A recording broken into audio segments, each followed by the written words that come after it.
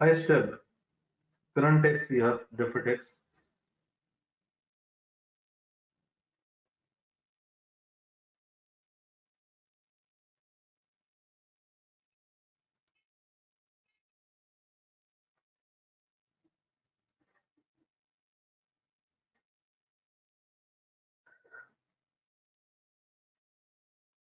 हम financial statement में बनाते हैं नोट, कंपनी का name, notes to financial statement for the year ended, जो भी डेट आएगी, रुपीज एंड थाउजेंड, मिलियन। यहाँ पे आ जाएगा टैक्स एक्सपेंस नोट फॉर्म। अब ये जो टैक्स एक्सपेंस है, इसमें जो हमने नोट वन पुट किया है, नोट वन में क्या आता है जी? हेडिंग आती है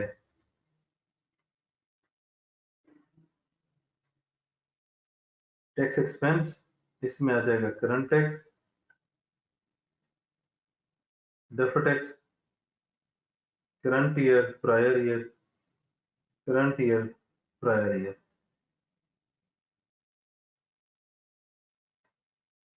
ये जो टोटल है ये आएगा यहाँ पे। यानी कि जब उसने नोट्स मांगने हैं तो आपने ऐसे ही करना है। अगर वो डायरेक्ट नोट्स ऑन टैक्स मांगे तो आपने ये वाला डायरेक्ट सोल्यूशन में दे देना है। अगर वो नोट्स मांगे तो अपने कंपनी का नाम, नोट्स का नाम, for the year, tax expense और उसकी जो नीचे वर्किंग है वो यहाँ पे आ जाएगी। इसी तरीके से अगर हम बात करते हैं एक्सट्रैक्ट की, कंपनी का नेम, स्टेटमेंट का नेम, स्टेटमेंट के नेम के साथ एक्सट्रैक्ट लिखना, as at for balance sheet और रुपीज एंड थाउजेंड, मिलियन, इनके जैसे हमने ऊपर ये वाला स्ट्रक्चर बनाया, ये ऐसे बन जाएगा। प्लस या डेफर्ड टैक्स लाइबिलिटी होगा या डेफर्ड टैक्स एसेट होगा। कहाँ पे? बैलेंस शीट में। एक चीज, जब हम यही काम इनकम स्टेटमेंट करेंगे, company statement, extract for the year ended, यहाँ पे हमारे पास क्या आ रहा है? टैक्स एक्सपेंस आ रहा है। और अगेन इसकी जो डिटेल्ड वर्किंग है वो यहाँ से आ रहा है। इसका मतलब है कि ये जो हमने ऊपर बनाया है ये बेसिकली क्या है? एक्सट्रैक्ट है। इनकम स्टेटमेंट का एक्सट्रैक्ट है ये। इस एक्सट्रैक्ट में ये जो नोट है इसकी डिटेल्ड वर्किंग है ये। इट मींस क्या? में टैक्स एक्सपेंस में चार चीजें समझनी है। करंट टैक्स का करंट ईयर, करंट टैक्स का प्रायर ईयर, डेफर्ड टैक्स का करंट ईयर, डेफर्ड टैक्स का प्रायर ईयर। चार चीजें, ये चार चीजें हैं। इसको हम, इस वाले फॉर्मेट को हम कहते हैं नोट ऑन टैक्स। ये हमारे पास क्या बन गया? अगर स्टेटमेंट का नाम लिख दें, वैसे तो ऐसे भी कर सकते हैं, अदरवाइज नोट ऑन टैक्स है हमारे पास ये, सिर्फ नोट ऑन टैक्स। देन जब हम एक्सट्रैक्ट की बात करेंगे तो ये आ जाएगा। नोट्स में अगर हम ऐसे करते हैं और ये एक डिटेल देते हैं, उसकी सब डिटेल यहाँ पे आ जाएगी। एक्सट्रैक्ट में भी यही डिटेल आ जाएगी। तो मेन है हमारे पास नोट ऑन टैक्स, क्योंकि बैलेंस शीट में debit tax liability, debit tax asset जाएगा, इनकम स्टेटमेंट में टैक्स एक्सपेंस जाएगा। बस दो फिगर है एक्सट्रैक्ट में। अगर हम नोट्स की बात करें तो note on tax is the thing जो आपको पता होना चाहिए। एक चीज ये, और इसी में नोट टू आता है रिकंसिलिएशन। यानी कि जब वो टेक्स्ट में फिर आपसे नोट्स मांगेगा, आपने क्या क्या करना है? रिक्वायरमेंट्स अगर मैं बताऊं, पहले सिर्फ और सिर्फ वो नोट ऑन टेक्स्ट मांगेगा, ये बनाना है। दूसरे नंबर पे वो नोट्स मांगेगा, आपने कंपनी का नाम, notes for the year, tax expense और रिकंसिलिएशन। तीसरे नंबर पे वो एक्सटेक्स मांगेगा। चौथे नंबर पे वो क्या कर सकता है? चौथे नंबर पे डेफर्ड टैक्स की और करंट टैक्स की वर्किंग मांग सकते हैं। तो जो आप वर्किंग करेंगे वो आपकी रिक्वायरमेंट होगी। चार तरह की रिक्वायरमेंट हो सकती है हमारी डेफर्ड टैक्स। जी भाई, कोई इतराज? सर वो नोट्स टू फाइनेंशियल स्टेटमेंट्स मांगेगा तो उसमें नोट भी आएगा और रिकंसिलिएशन भी आएगी। यस, ओके और सिर्फ नोट ऑन टैक्स मांगता है तो सिर्फ ये टैक्स एक्सपेंस आएगा। Okay sir. एक्स टैक्स भी मांग सकता है, डेफर्ड टैक्स और करंट टैक्स की वर्किंग भी मांग सकता है। हाँ जी, किसी को कोई इतराज, कुछ सवाल दोस्तों भाई बुजुर्गों? किसी का माइक बंद है तो बताओ। हाँ जी, अच्छा जी। अब हम वन बाई वन इन चीजों को स्टार्ट करते हैं। सबसे पहले हम स्टार्ट करते हैं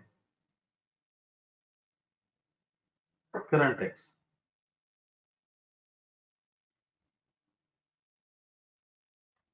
current year,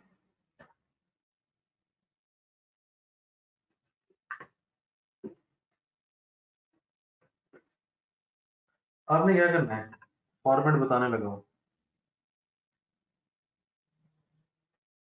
profit before tax कहां से आएगा?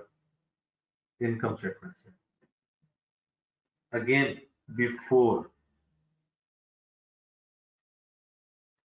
Profit before tax. इसमें मैं कुछ ऐड बैक करूंगा, कुछ चीजें लेस करूंगा। मेरे पास एक प्रॉफिट बनेगा, एडजस्टेड प्रॉफिट, जिसका नाम है टैक्सेबल प्रॉफिट। इसके साथ मैं रेट लगाऊंगा टैक्स का। मेरे पास आ जाएगा करंट टैक्स।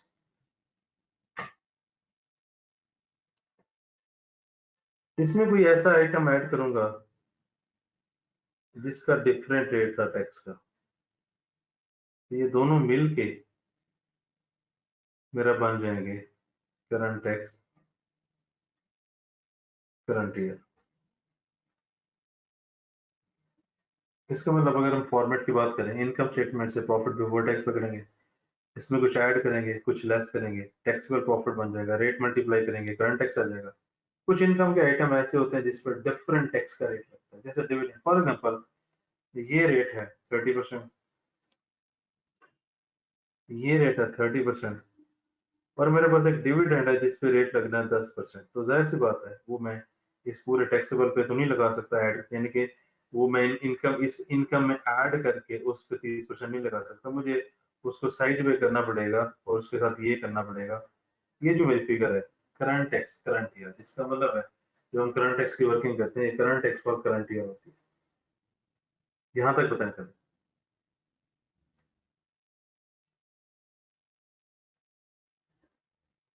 जी, यस सर ठीक है। अब कुछ आइटम्स उसने ऐड करवाने हैं, कुछ लेस करवाने। मैं आपको एक्सपेंस को लेकर एक यूनिवर्सल रूल बताता हूँ, जिंदगी आसान हो जाएगी।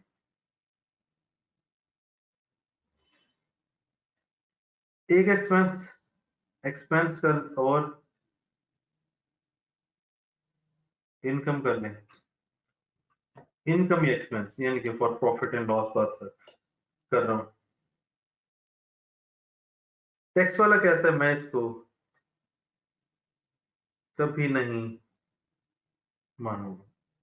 मिसाल के तौर पर कोई भी इनकम या एक्सपेंस है, वो कहता है मैं इसको कभी भी नहीं मानूंगा।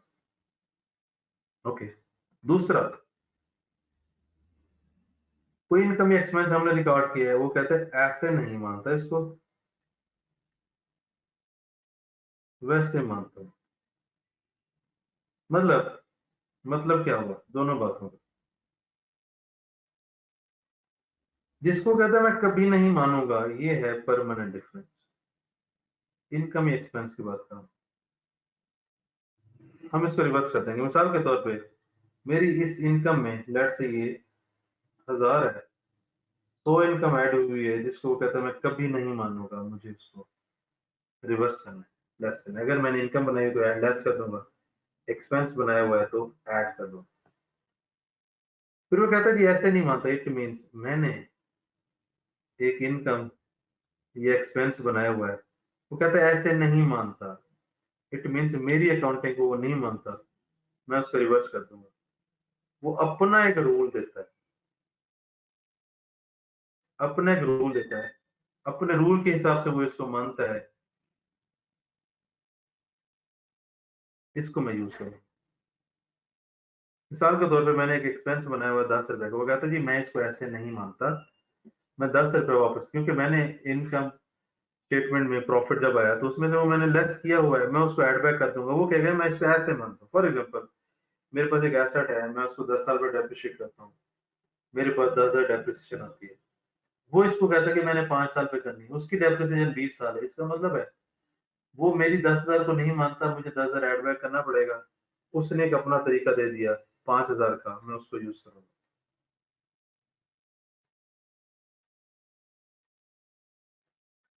इसका मतलब ये है जिस चीज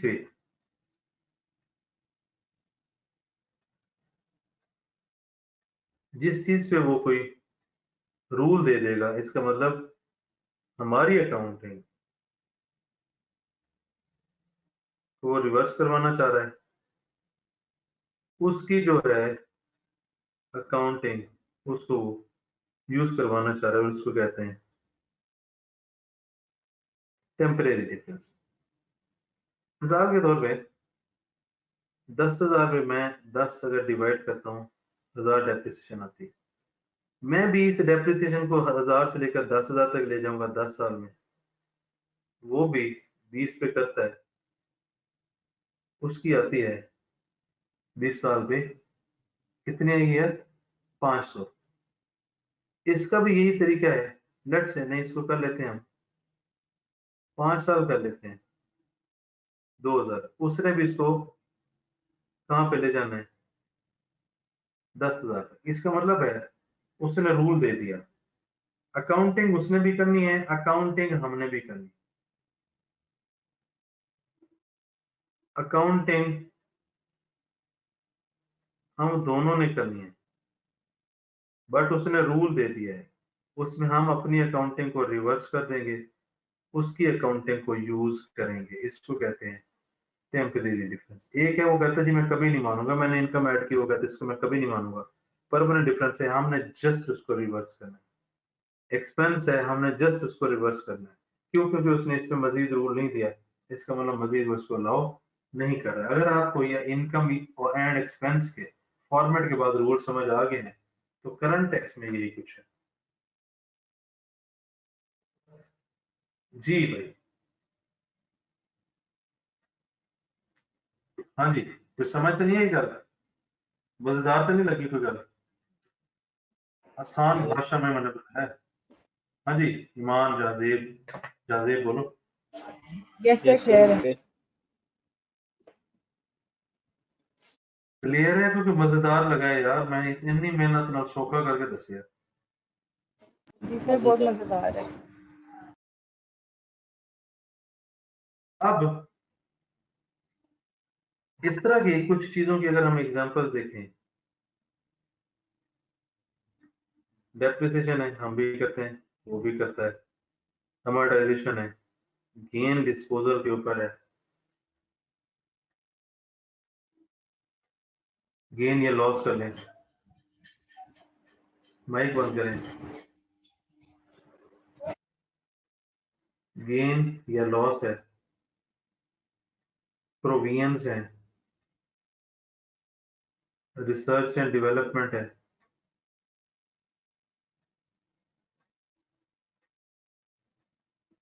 इस तरह की काफी सारी एग्जांपल्स हैं। उस पे हमने जो याद रखना है वो क्या है, वो बताएगा सवाल,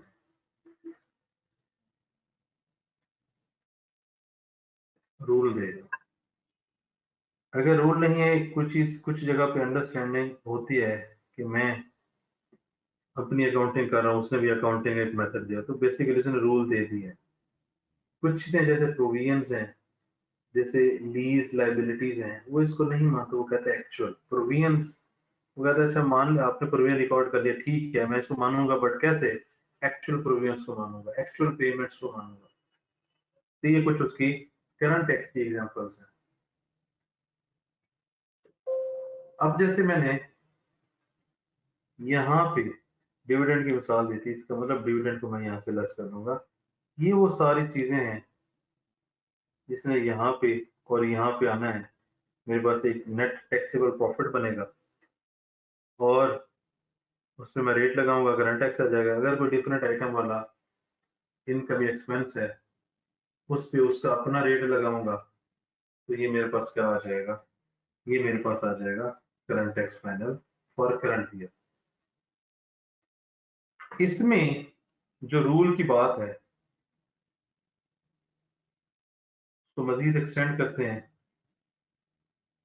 ये जो रूल की बात है,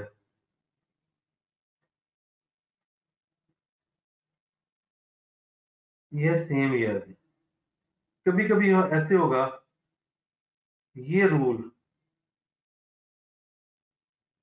मोर देन 1 ईयर यानी कि 2 ईयर में भी एक्सटेंड कर रहा होगा। हमने करना वही है। मिसाल के तौर पे मैंने एक्सपेंस 17 में रिकॉर्ड किया हुआ है, वो कहता है जी मैं एक्सपेंस को नहीं मानता, एक्चुअल पेमेंट को मानता हूँ, इसको मैं यहाँ पे ऐड बैक करूंगा, यहाँ पे आके लेस करता हूँ।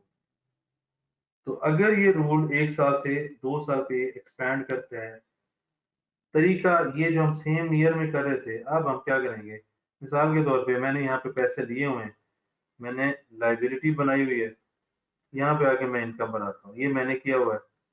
टैक्स वाला कहता है कि भाईजान जिस वक्त पैसे रिसीव हुए ना उसी वक्त इनकम बनाओ। इसका मतलब वो यहाँ पे इनकम बनवाना चाह रहा है, मैं यहाँ वाली इनकम माइनस कर दूंगा, यहाँ पे इनकम बना दूंगा।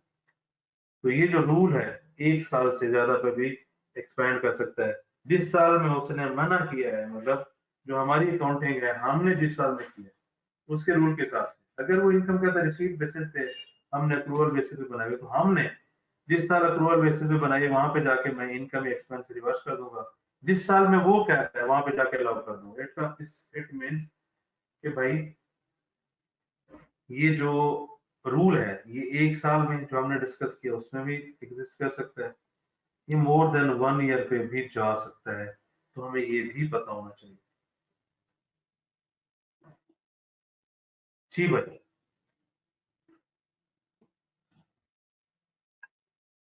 हाँ जी,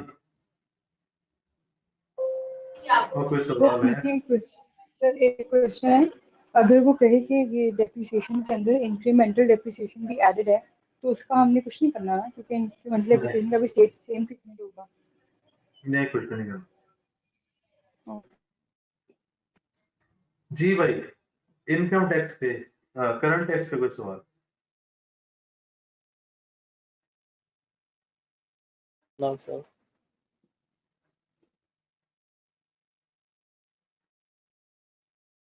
अब हम देखते हैं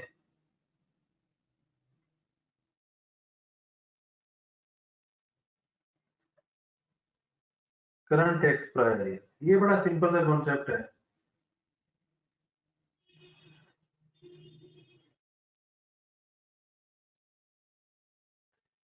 मैं आज, मेरे पास टाइम नहीं था, मैंने 2018 की रिटर्न जमा नहीं करवाई, मैंने कैलकुलेशन की और मैंने 2 लाख टैक्स जमा करवा दी। एंट्री की tax expense debit, provision for tax credit. जब मैं 2019 में आऊंगा, 2019 में टैक्स वाले मेरी 2018 की कैलकुलेशन करेंगे, उनके हिसाब से बन रहा है 2,20,000। वो कहेंगे भाई 20,000 आपने मजीद जमा करवाना है, इसका मतलब करंट टैक्स मजीद कितना बन गया, 20,000। इसको कहते हैं करंट टैक्स प्रायर ईयर। मैं आज एस्टिमेट ज्यादा भी कर सकता हूँ, आज एस्टिमेट कम भी कर सकता हूँ। तो जब टैक्स वाले कैलकुलेशन करके मुझे बताएंगे तब मैं क्या कर रहा हूँ, तब मैंने अगले ईयर में उसकी रिकॉर्डिंग कर दी। जाहिर सी बात है 18 में मैंने पे कर दिया है, 19 में वो मेरा डाटा यूज करते हैं और मुझे बताते हैं कि भाई आपका पिछले साल जो आपने 2 लाख जमा करवाया, हमने उसकी कैलकुलेशन की, 2,20,000 बनता है, तो 20,000 हमें मिल देते हैं, ये 1,90,000 बनता है, 10 आपका हमारी तरफ हो गया। कम भी हो सकता है, ज्यादा भी हो सकता है। तो current tax, current year current tax prior year, इससे हमारे ये दो आंसर आ जाएंगे। जी भाई, गलती से कुछ समझ तो नहीं आया? सर प्रायर ईयर में प्रोविजन कब क्रिएट करेंगे? बेटा प्रायर ईयर में ही की थी ना, 18 में एस्टिमेट करके प्रोविजन बुक करके पैसे दे दी। ओके ओके, ठीक है, ओके सर।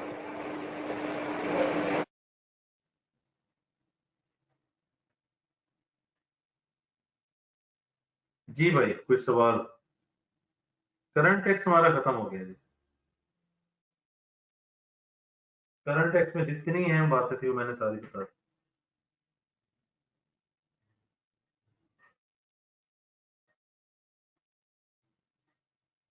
जी भाई, करंट टैक्स में कोई सवाल? सर ये जो हम करंट एंड टैक्स एक्सपेंस में लिखते हैं, करंट एंड प्रायर, प्रायर की सिर्फ एक ये एडजस्टमेंट होगी, पिछले साल जो एस्टिमेट है उससे ज़्यादा या कम हो जाएगा, तो हम बस प्लस या माइनस कर देंगे और कोई नहीं। प्रीवियस ईयर की किसी भी कैलकुलेशन की बेस पे वो कम या ज्यादा हो सकता है। और ये ठीक फिगर है डायरेक्ट की होंगे या कैलकुलेट करनी है? यार, हमने पिछली दफा कैलकुलेट, मतलब कि सवाल में डाटा गिवन होगा जिसमें 2 लाख और 2,20,000 आ रहा होगा, किसी भी तरीके से हो सकता है। अगर मैंने कैलकुलेट ही करनी होती तो पिछले साल ही कर लेता। कैलकुलेट ही तो नहीं की थी, एस्टिमेट बना के दे दिया था। चलिए मैं ना किया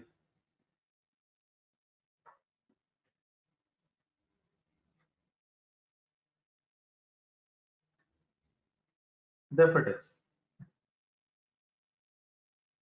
जो हम नॉर्मली करते हैं वो करंट ईयर का होता है। डेफर्ड टैक्स करंट ईयर की कैलकुलेशन का फॉर्मेट बनाते हैं। Carrying amount, tax base, difference,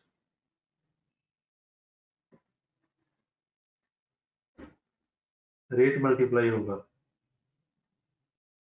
deferred tax liability, deferred tax asset आ जाएगा।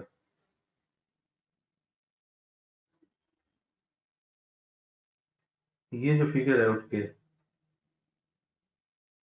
यहाँ पे आ जाएगी for the year deferred tax. ये फॉर्मेट है current, carrying amount, tax base और डिफरेंस। ओके, अब ये मैं आपको लॉजिक समझाता हूँ। What is carrying amount? हमारे पास एक प्रॉपर्टी प्लांट एंड इक्विपमेंट है 1,00,000 को हम 10 पे डिवाइड करते हैं, हमारे पास 10,000 डेप्रिसिएशन। इसका मतलब कैरिंग अमाउंट कितनी होगी? 90,000। यही काम टैक्स वाला अपने रूल्स के हिसाब से करेगा।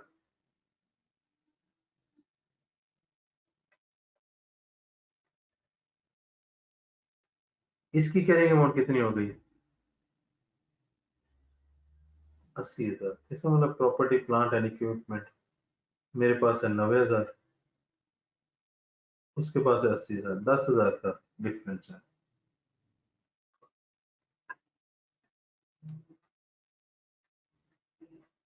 डेफर्ड टैक्स हमेशा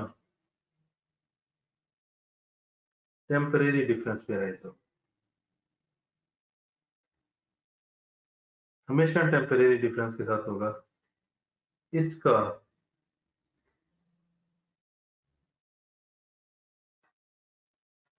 पेमेंट के साथ कोई ताल्लुक नहीं। पेमेंट सिर्फ करंट टैक्स जो हम कैलकुलेट करते हैं उसकी होती है। ये जस्ट एक कैलकुलेशन, एक टेम्परेरी डिफरेंस है जो कि खत्म हो जाएगा। कैसे खत्म हो जाएगा देखिए, मैं इसको जब 10वें साल पे 10th ईयर पे खड़ा हूं, मेरे पास एसेट 0 पे आ जाएगा। ये जब 5वें साल पे खड़ा है, ये भी 0 पे आ जाएगा। इसका मतलब temporary difference, again rule.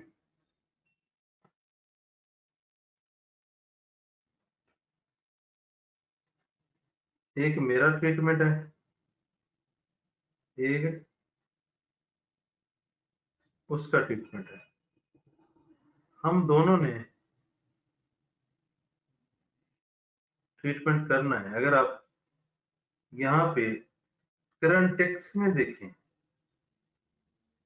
Rule में क्या था, कभी नहीं मानूंगा मैंने रिवर्स कर दिया। यहाँ पे परमानेंट डिफरेंस की जो इनकम या एक्सपेंस है उसको हम रिवर्स कर रहे हैं और टेम्परेरी डिफरेंस पे भी कर रहे हैं। यहाँ पे सिर्फ और सिर्फ जिसपे टेम्परेरी डिफरेंस है हम दोनों ने ट्रीटमेंट करना है। एक उसका तरीका है, एक मेरा तरीका है, दोनों ने सेम रिजल्ट पे पहुंचना है, 0 पे। वो पहले पहुंच जाएगा, मैं पहले पहुंच जाऊंगा, एक ही बात है। अब मेरी डेप्रिसिएशन है 10,000 अकाउंटिंग डेप्रिसिएशन, टैक्स डेप्रिसिएशन है 30,000। अब खुद सोचिए, अगर 1 लाख प्रॉफिट है, मैंने 10 जमा कर दिया वापस करंट टैक्स में, 20 कम कर दिया, तो ये हो गया 90,000। 90,000 पे अगर 30% में रेट लगाता हूँ 27,000। अगर ये ना होता, 1 लाख पे मैं 30% लगा था 30%, इसका मतलब करंट टैक्स कम हुआ, जो यहाँ पे कम हुआ वो यहाँ पे ज्यादा बनेगा। इसलिए अगर मैं 30% लगा दूं, ये यहाँ पे आ जाए 10,000, 30% लगा दूं 3,000, वो 3,000 यहाँ पे आ जाएगा। इसका मतलब ये जो टेम्परेरी डिफरेंस जिस चीज पे अराइज हुआ है इनकम स्टेटमेंट में, उसी की वजह से ये कम हुआ जो मैं यहाँ पे चार्ज कर। मतलब कि अगर मेरी कैरिंग अमाउंट ज्यादा है उसकी कैरिंग अमाउंट से, टैक्सेबल टेम्परेरी डिफरेंस। क्यों? क्योंकि उसकी जो कैरिंग अमाउंट कम हुई है उसकी बेस पे करंट टैक्स कम हुआ है, तो यहाँ पे आके मैं उसके अगेंस्ट डेफर्ड टैक्स बना दूं। डिडक्टेबल टेम्परेरी डिफरेंस, अगर मेरी कैरिंग अमाउंट कम हो उसकी कैरिंग अमाउंट ज्यादा हो तो डिडक्टेबल। यहाँ पे कुछ चीजें ब्रैकेट के साथ आएंगी, कुछ ब्रैकेट के साथ, ब्रैकेट के बगैर। नेट फिगर के, अगर नेट फिगर विदाउट ब्रैकेट है रेट लगाएंगे, विदाउट ब्रैकेट तो ये डेफर्ड टैक्स लायबिलिटी बन जाएगा जो कि यहाँ पे आ जाएगा। अगर विद ब्रैकेट है उस पे हमने रेट लगाना है तो कैरिंग अमाउंट यहाँ पे आ जाएगी। तो मैंने आपको ये रूल बता दिया, ये जो टेम्परेरी डिफरेंस है यहाँ पे, टेम्परेरी डिफरेंस डेफर्ड टैक्स में सिर्फ टेम्परेरी डिफरेंस, यहाँ पे परमानेंट डिफरेंस पे कोई डेफर्ड टैक्स अराइज नहीं होगा।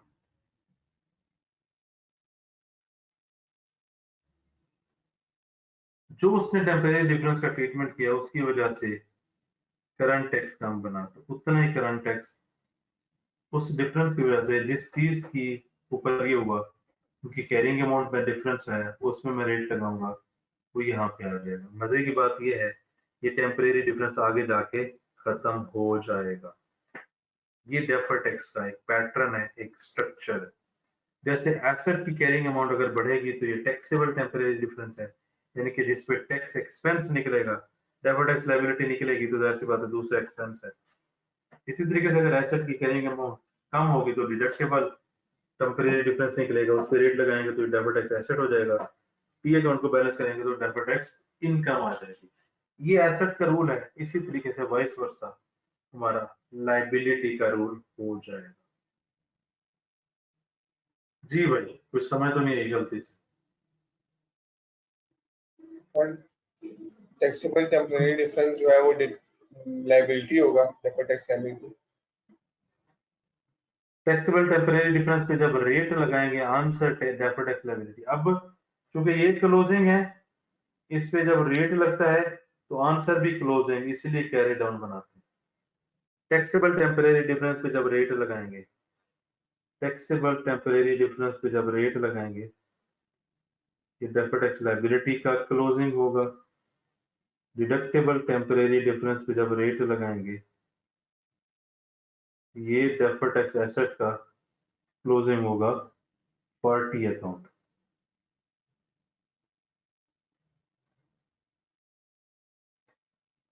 और जब टी अकाउंट को आप बैलेंस करोगे, डेफर्ड टैक्स लायबिलिटी का जो बैलेंसिंग है वो डेफर्ड टैक्स एक्सपेंस बनेगा।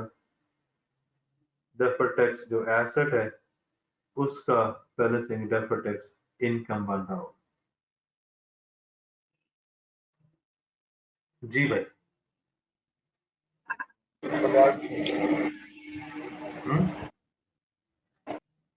समझ आ रही? हाँ जी, और कोई दोस्त तो आई? सर ये जो आपने मुझे लॉजिक समझाया है लैक में से 10,000 प्लस करके 20,000 माइनस करके, ये आपने ये बताया ना कि टैक्स बेस वालों ने एक्सपेंस ज़्यादा चार्ज करके करंट टैक्स कम किया था, तो हम उस डिफरेंस से डेफर्ड टैक्स बढ़ा देंगे, तो अल्टीमेटली रिजल्ट इसी इसी रूल की वजह से ना एसेट में टेम्परेरी डिफरेंस आया ना, तो उस पर डेफर्ड टैक्स आया। ठीक है। जी बताएं। जितना जितना करंट टैक्स में कम हुआ उतना यहाँ पे हमने बढ़ा दिया। हाँ जी, फिर एंड पे आके जो हमने डेफर्ड टैक्स चार्ज किए सारा रिवर्स होगा।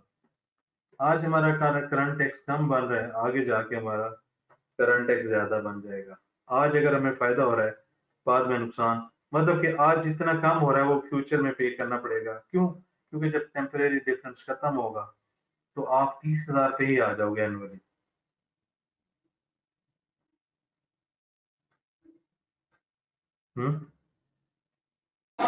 ठीक है सर। जी भाई, कोई सवाल?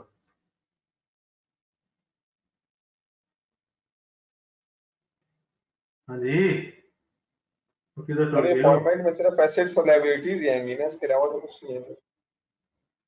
हाँ, ये मैं बता देता हूँ। यहाँ पे non current asset, non current liabilities और करंट एसेट, करंट लायबिलिटीज, इन दोनों में जिसपे टेम्परेरी डिफरेंस है, मिसाल के तौर पे मैंने एक टेलीफोन का बिल अक्रू किया हुआ है, अक्रूवल बनाया हुआ है 1,000 रुपए का। वो कहता है यार मैं इसको मान लूंगा लेकिन जब एक्चुअल में पे होगा, तो उसने रूल दे दिया मेरी बुक्स में 1,000 रुपए आ रहा है, उसकी बुक्स में नहीं होगा, उस पर टैक्स आ जाएगा। कुछ चीजें होती हैं जिसपे वो कुछ भी नहीं देता, जैसे रिसीवेबल 100 रुपए का है, वो कहता है मेरी बुक्स में भी 100 रुपए का है। तो इस तरह की चीजों पे जिसपे कोई रूल नहीं है, कोई चीज नहीं है, वो हमारी वैल्यू, हमारे वाले वैल्यू को ही इक्वल कंसीडर कर रहा है, तो उस पर डेबिट टैक्स अराइज नहीं होगा।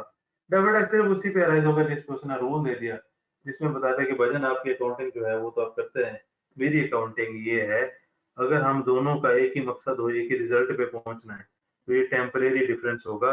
तो यहाँ पे एसेट एंड लायबिलिटीज ही आएंगे डेबिट टैक्स। जी भाई।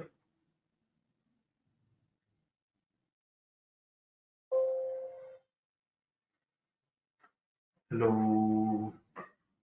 हेलो। जी सर ठीक है। Okay, deferred tax prior year के साथ ही बात कर लेते हैं। अगर आप एक टी अकाउंट बनाएं, जैसे डेफर्ड टैक्स लायबिलिटी इस साल का क्लोज है, अगले साल का ब्रॉड डाउन हो जाएगा, इस साल का कैरी डाउन आ जाएगा, इसका मतलब ये 2018 का हो गया, ये 2019 का कैरी डाउन हो गया। डेफर्ड टैक्स लायबिलिटी की बात करें, अब अगर ये 30% पे है, ये 35% पे, ये दोनों क्या होने चाहिए? सेम रेट पे, ये वाला स्पेसिफिकली। अब लेट्स से यहाँ पे 3,000 वैल्यू है, मैं क्या करूंगा, 3,000 को इस 30% पे डिवाइड करूंगा और इससे मल्टीप्लाई कर दूंगा, ये हो जाएगा 3500। 3500 को मैंने इस फिगर से कंपेयर करना है, अगर तो यहाँ पे कम है, यहाँ पे डेफर्ड टैक्स प्रायर ईयर आ जाएगा। अगर तो यहाँ पे लेट से 2500 आता, यहाँ पे ज्यादा है, डेफर्ड टैक्स प्रायर ईयर, यानी कि मैंने जो ब्रॉड डाउन है इसको इस साल के रेट पे लाना है ताकि मेरा कैरी डाउन ब्रॉड डाउन एक ही रेट पे आ जाए। ये मेरा रेट चेंज का जो है ये deferred tax for prior period बन जाएगा। जी भाई।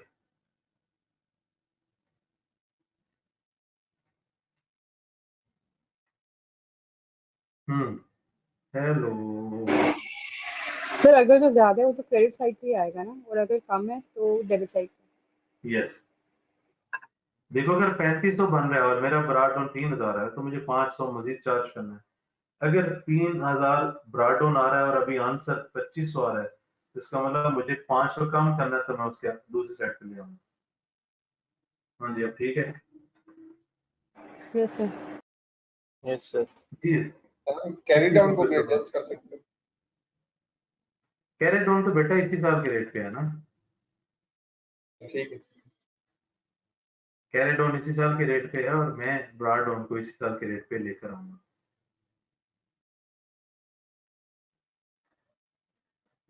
जी भाई। एक बड़ी मजेदार चीज, जिंदगी में कभी आपको प्रैक्टिकली या क्वेश्चन में जरूरत पड़े, income statement approach. Income statement approach क्या होती है? वो कहता है टैक्सेबल प्रॉफिट कैलकुलेट करें, वो हमें कैलकुलेट करना आता है। प्रॉफिट बिफोर टैक्स, इसमें कुछ ऐड करें कुछ लेस करें, टैक्सेबल प्रॉफिट आ जाता है, इसके साथ रेट मल्टीप्लाई करें तो करंट टैक्स आ जाता है। इस पूरे सिनेरियो में अगर आप देखें आपके पास एक तो करंट टैक्स आ गया, दूसरा टैक्सेबल प्रॉफिट आ गया, 1 2।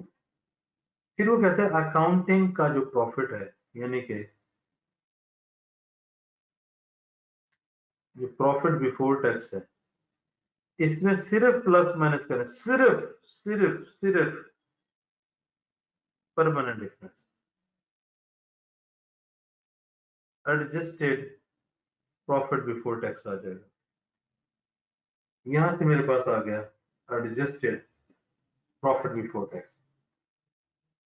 ये जो एडजस्टेड प्रॉफिट है, अगर ये टैक्सेबल प्रॉफिट से ज्यादा है, इस डिफरेंस के साथ आप रेट मल्टीप्लाई करो, ये डायरेक्ट डेफर्ड टैक्स एक्सपेंस निकलेगा। लेट्स से ये 10,000 है, 8,000, 2,000, 30% rate, deferred tax expense 600, deferred tax expense debit, deferred tax liability credit. Direct ये डेफर्ड टैक्स एक्सपेंस ये कैरी डाउन नहीं है क्योंकि ये फॉर द ईयर है।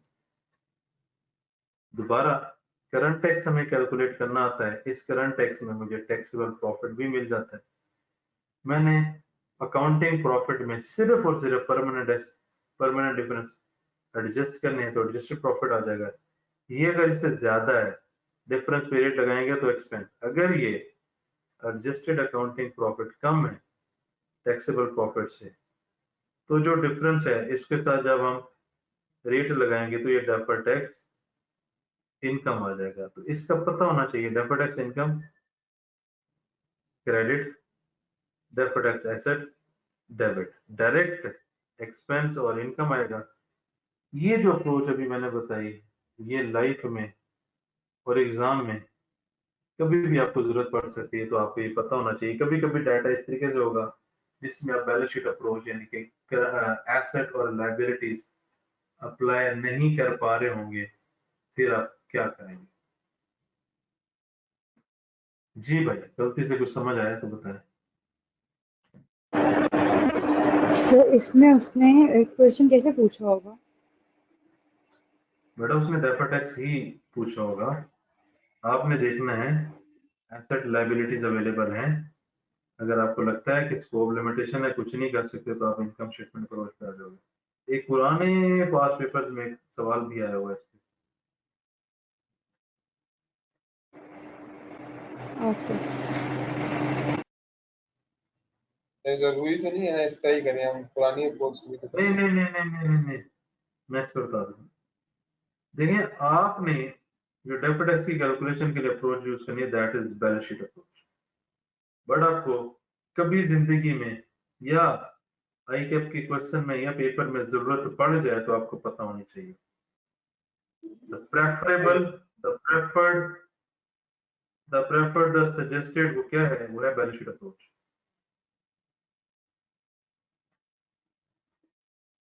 ठीक है। जी भाई। सर इस अप्रोच में भी करंट टैक्स तो सेम उसी तरीके से हुआ ना जैसे हमने पहले किया था, यस यस यस। सिर्फ सिर्फ डेफिड टैक्स चेंज हुआ है। डेफिड टैक्स में भी क्या सिर्फ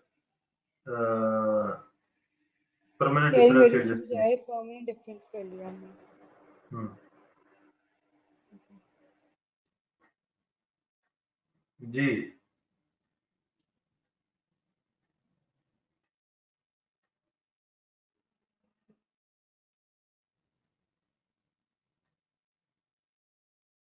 ठीक है। Yes yes. अच्छा मैं थकते नहीं गए हो मुंडे हो, बोलते मैं रहे हैं। No sir. दो बड़े मजे के कॉन्सेप्ट,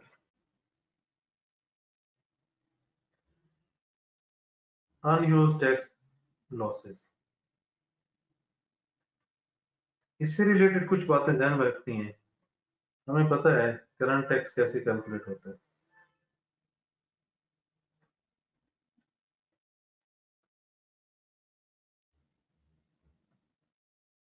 टैक्सेबल प्रॉफिट,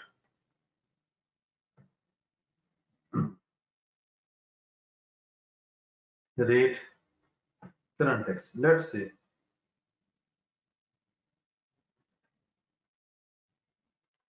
मैं 18 पे यही वर्किंग करता हूँ, मेरे पास लॉस आ जाता है,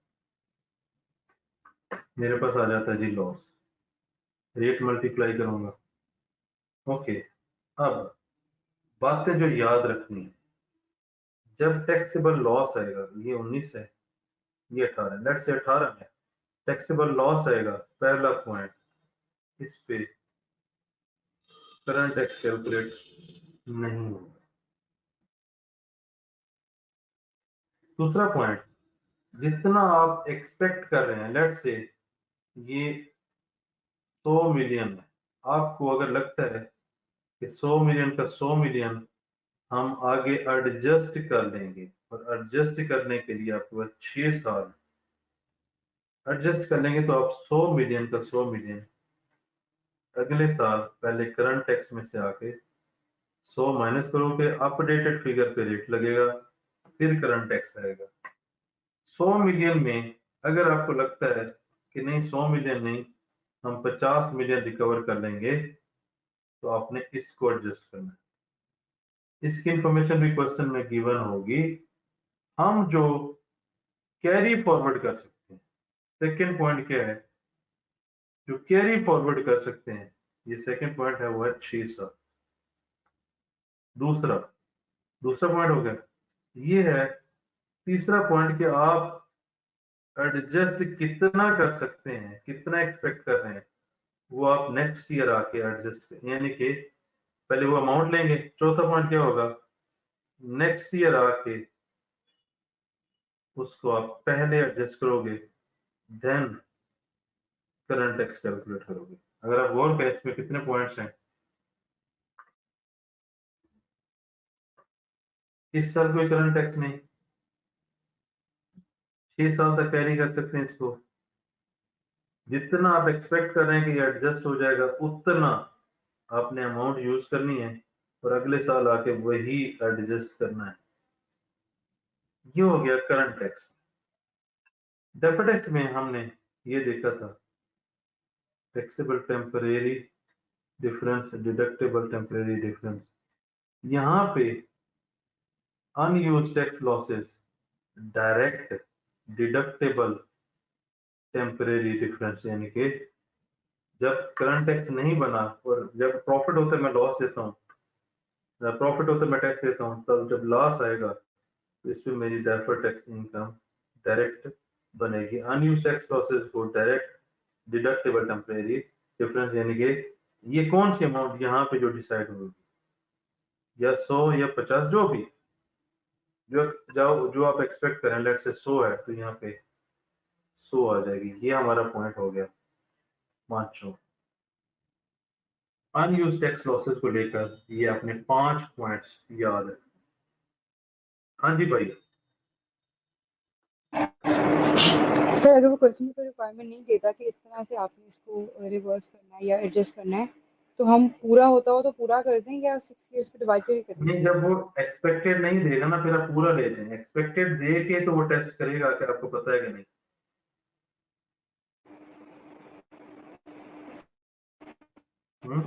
तो हमने कहा कि किस तरह से करना है, तो हम और प्रॉफिट ज्यादा है लॉस से तो पूरा कर देंगे। ये एक्सपेक्टेड है।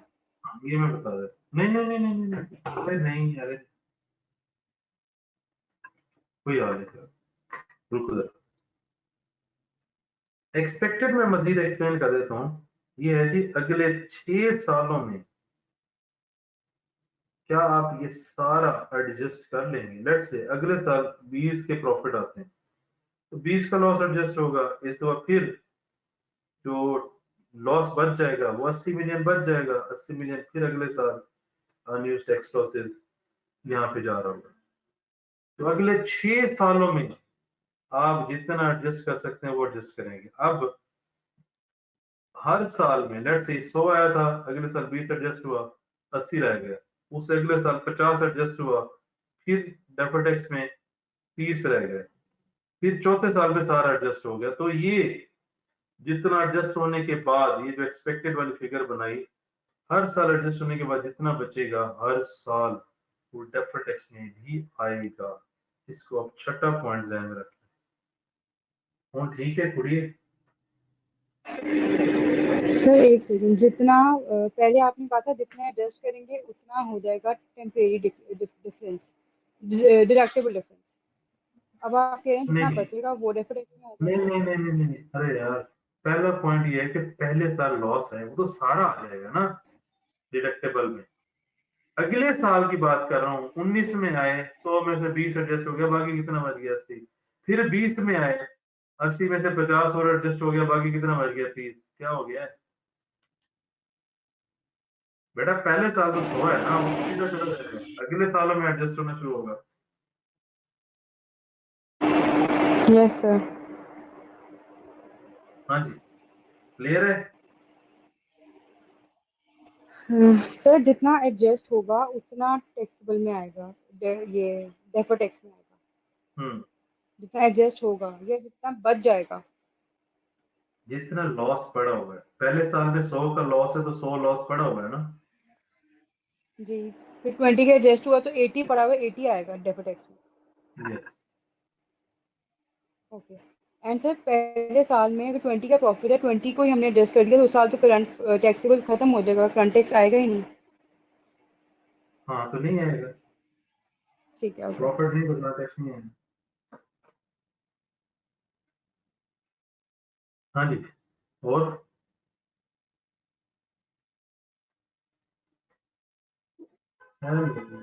सर एक क्वेश्चन है। हाँ हाँ पूछे, मैं तो क्वेश्चन सर जवाब देने के लिए बैठा हूँ।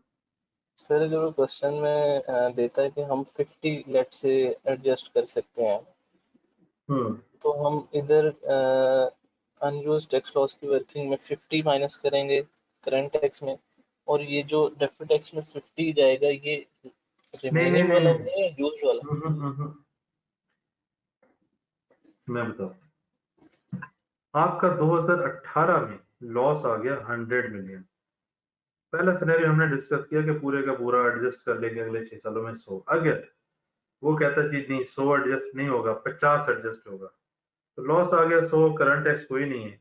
अब हमने आगे के जो स्टेप्स हैं उसको जहां जहां पे लेकर जाना है वो उतना लेकर जाना है जितना वो एडजस्ट होगा फ्यूचर के 6 सालों में। अगर 50 एडजस्ट होना है तो 2018 के डेफर्ड टैक्स में अनयूज्ड टैक्स लॉसेस में 50 जाएगा। जब 19 में करंट टैक्स की वर्किंग करेंगे उधर भी आके 50 एडजस्ट होगा।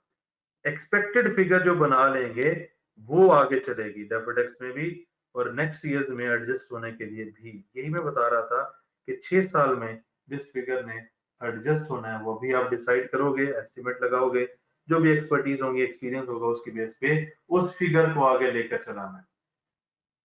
जी बट ओके सर।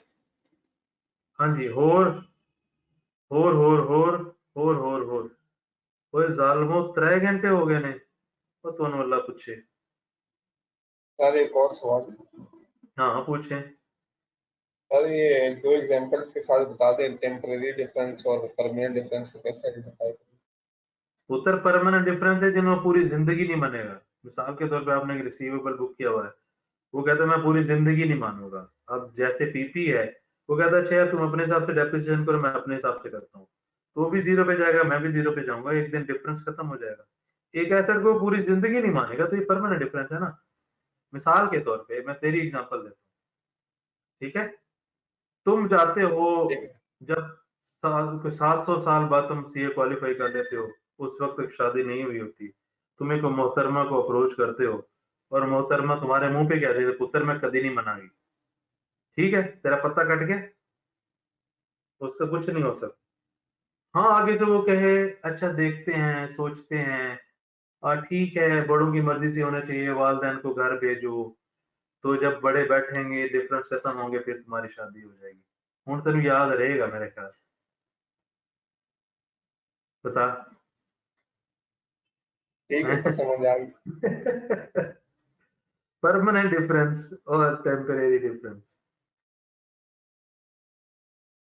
ये ऐसे ही है जैसे लेट्स से कि 700 साल बाद शादी हुई, 701वें साल में आप खड़े हैं, आप अपनी मिसेज के साथ कोई चीज डिस्कस करते हैं, ठीक है, तो जो कॉन्सेप्ट है, जो बात डिस्कशन हो रही है, उस पे आपकी जो राय है उस पे आपकी बेगम ने कभी नहीं मानी। ये परमानेंट डिफरेंस। आप जी सूरज पे जाके बैठ जाएं, कसमें खाएं, वादे खाएं, आप तारे तोड़ के ले आए, आप पता नहीं क्या क्या करें, मरीख से मट्टी उठा के ले आए, उसने कभी नहीं माना। ये परमानेंट डिफरेंस, ठीक है। एक फिर उसकी राय होती है, एक फिर उसकी राय होती है जिसपे आप कहते हैं चलो इसको देखते हैं, कर लेते हैं, सोचते हैं, और एट द एंड आप मान जाते हैं। तो दोनों एक ही रिजल्ट पे पहुंचते हैं, कौन सा, जो उसने कहा था। जब आप उस रिजल्ट पे पहुंच गए, इट मीन दोनों एक रिजल्ट पे पहुंचना चाह रहे थे, वो है टेम्परेरी।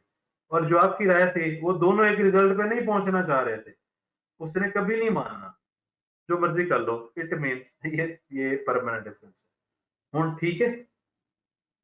सही हो गया सर समझ आ गई। और कोई मिसाला दवा। बस ठीक है सर थैंक यू। इस तरह मेरा दिमाग चल पड़ा है तो 5-7 में भी डेवलप कर सकता हूँ। हाँ जी ईमान, समझ आ गई है मिसाल। जी सर आ रही है। अब हाँ जी। सर ये अनयूज टैक्स लॉसेस तो लॉस है, तो इसको डिडक्टेबल टैक्सेबल डिफरेंस नहीं होना चाहिए, डिडक्टेबल टेम्परेरी डिफरेंस नहीं होना चाहिए।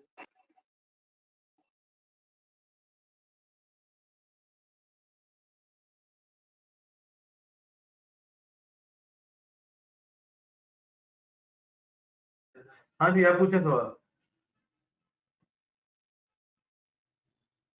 हेलो। सर आवाज आ रही है? यार एक काम कर लेते हैं, अगर मैं आखिरी एक कॉन्सेप्ट रह गया वो समझा लूं, मैं जहनी तौर पे एक रिस्पॉन्सिबिलिटी से फ्री होकर बैठूं, जितना मर्जी सवाल पूछते रहो, फिर मेरे को टेंशन। 5-7 मिनट मुझे दे दे, क्या कहते हैं। पाया ना, बड़े पाया ना। ठीक है सर। अब हमारा एक कॉन्सेप्ट रह गया जो हमने शुरू में डिस्कस किया था नोट्स में, रिकंसिलिएशन। रिकंसिलिएशन का क्या तरीका है जी। रिकंसिलिएशन में हम प्रॉफिट बिफोर टैक्स पकड़ेंगे, इस पे रेट लगाएंगे, इस पे टैक्स की फिगर आ जाएगी,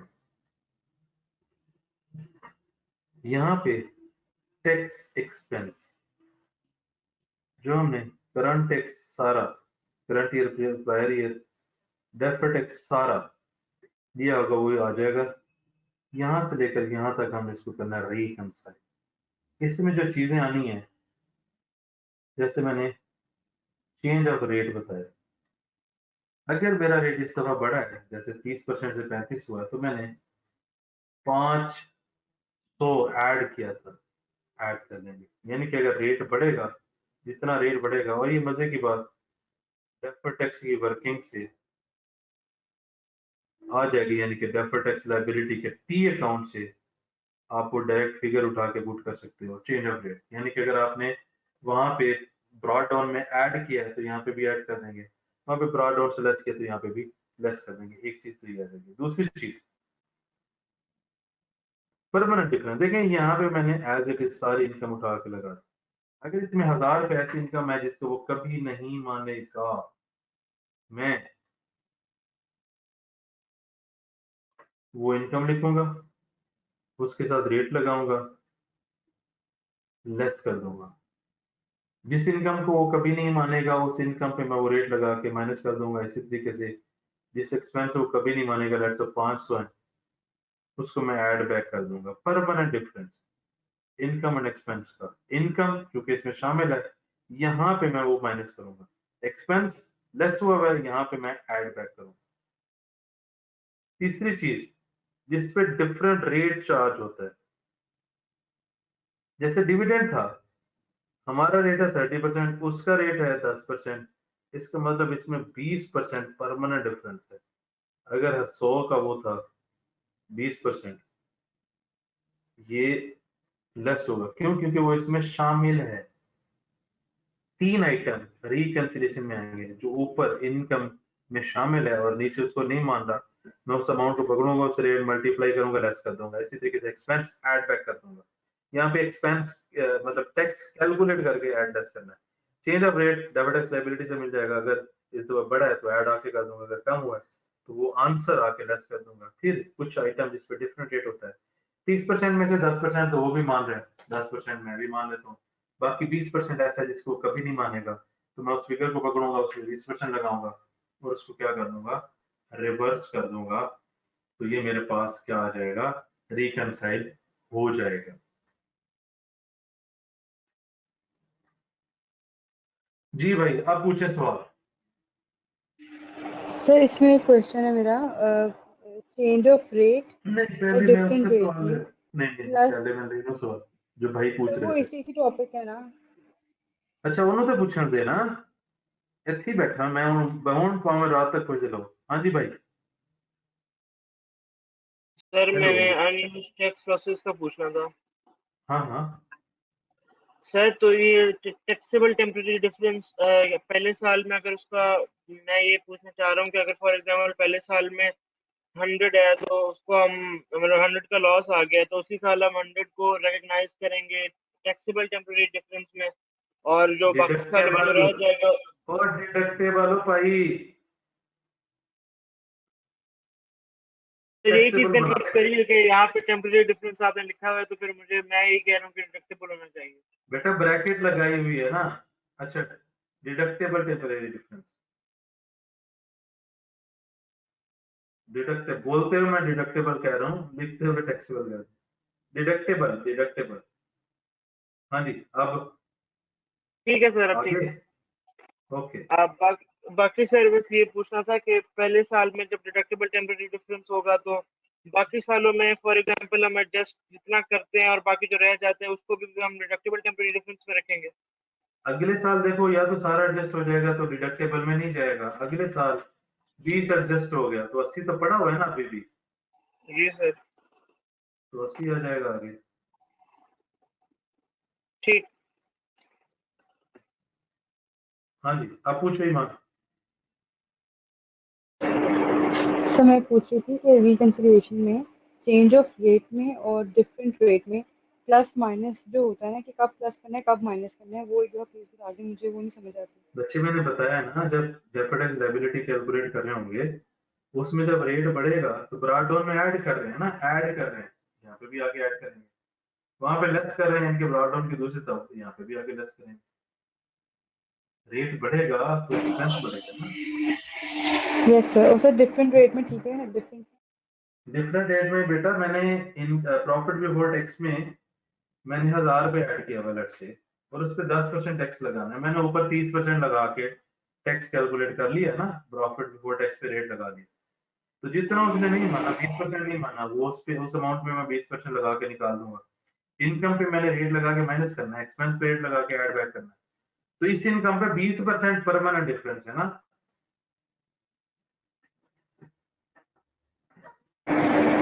इनकम पे रेट लगा के माइनस करना है और एक्सपेंस पे लगा के ऐड। हाँ तू रट्टा ला रहा है, लॉजिक ना समझी, लेकिन ये ऐसे ही है। नहीं, लॉजिक ही समझ रही हूँ, मैं लॉजिक ही समझ रही हूँ। ये देखो मैं बताता हूँ, मैं एक इसकी लॉजिक समझाता हूँ, मजीद क्लियर हो जाएगा। ये जो यहाँ पे प्रॉफिट बिफोर टैक्स है, इसमें सारी इनकम और एक्सपेंसेस ऐड है। उस पे मैं ये रेट लगा के टैक्स निकाल चुका हूँ। अगर इसमें एक ऐसी इनकम शामिल है 1000 की जिसपे मैं 30% रेट लगा चुका हूँ 300, बेसिकली वो 300 इसमें आ रहा है, यस आ रहा है, क्योंकि वो इनकम इसमें शामिल है। अब वो इसको मान ही नहीं रहा, तो मुझे आके नीचे 300 उस 1000 पे 30% लेस करनी पड़ेगी। इसी तरीके से एक्सपेंस को ऐड बैक करना पड़ेगा। और लॉजिक समझ आई? यस सर, आगे। अब और हाँ जी, सवाल सर सवाल एक क्वेश्चन सवाल। और है हम्म। सर, ये रेट चेंज की जो फिगर हम टी काउंट से निकालेंगे, उसमें हमने हम्म। ब्रॉड डाउन जो है वो एडजस्ट किया, तो ये सेम फिगर टैक्स के नोट में प्रायर ईयर में जाएगी? यस, वो तो प्रायर ईयर बता के ही समझाया था। ओके। हाँ जी, और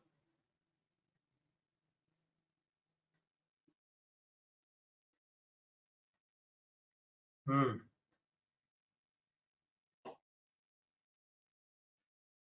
हेलो, कोई सवाल है?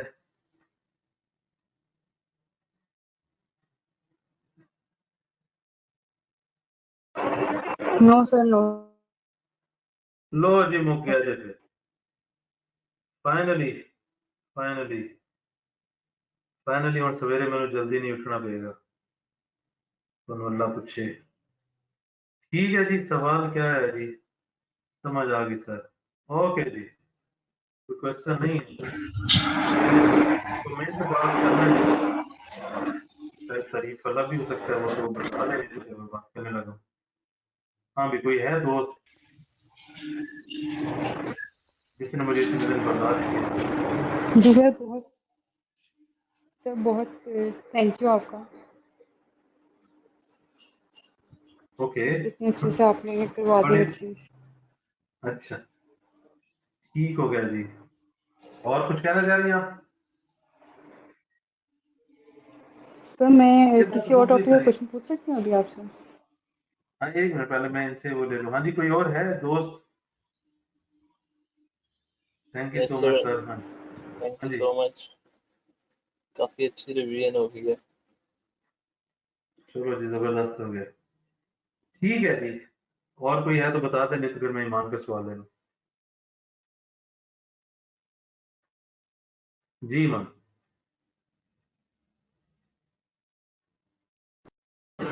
सर, बैलेंस शीट में जो कंसिडरेशन पे करते हैं वो हमें बताते हैं कि इन्वेस्टमेंट किया है, उसने इतना कैश दिया, इतना डेफर्ड कंसिडरेशन है, इतना कंटिजेंट कंसिडरेशन है। तो वो कुछ उसमें रेट्स बता देता है कि उसने एक मंथ के बाद लिया, लेकिन एक्विजिशन डेट पे फेयर वैल्यू एक्चुअली ये थी। तो हम तो जो अपना वो टी अकाउंट बनाते हैं उसमें तो हम फेयर वैल्यू के अकॉर्डिंग ही करते हैं, उस और दिन जो जो है, इन्वेस्टमेंट यस। पे जाती है बैलेंस शीट में वो भी हमारी, जी, एक्विजिशन डेट पे जो की थी, तो वो जो उसने की होती है रिकॉर्ड बाद में, उसका हमने क्या ट्रीटमेंट करना होता है? उसने क्या रिकॉर्ड की होती है?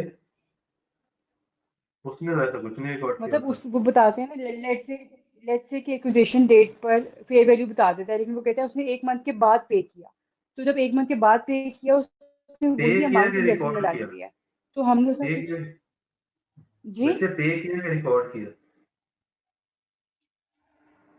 सनी, एक एक महीने के बाद उसने रिकॉर्ड किया कि पे किया?